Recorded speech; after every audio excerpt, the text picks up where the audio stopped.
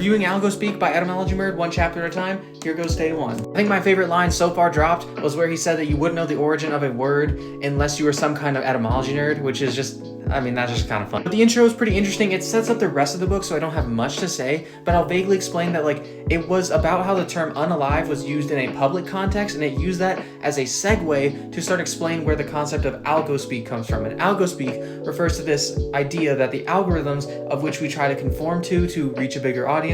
try to make us speak in certain ways so that we don't get blocked by them. Chapter 1 started getting a little bit more meat and potatoes, and there's one part that I think we can actually take away from this as content creators. He says that TikTok has historically been proven to suppress ugly, old, or poor people. Now, while these factors are outside of your control, what we can take from this is if we kind of extrapolate it and say that videos that are kind of perceived as ugly will probably not be,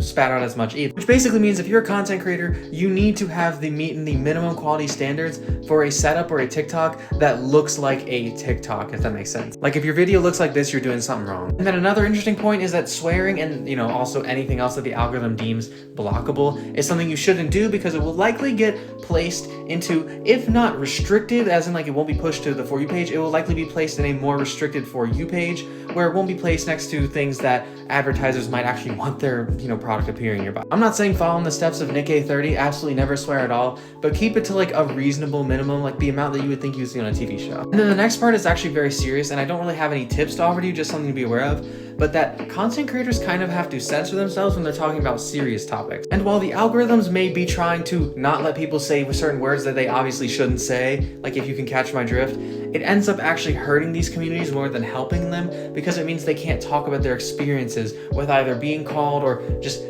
anything about the word. And while there are ways to get around it, ultimately not being censored at all would be the best way to facilitate free speech about sensitive topics. My real favorite part of this is this fire line that he drops where he talks about how this cycle, this treadmill, I'm sure you've seen it in other videos, will continue on until the root problem is solved because ultimately people still want to talk about these issues in the world. So that's day one, that's intro and chapter 1, so this will be a little bit longer than the other videos, but hit a follow if you want to see the rest.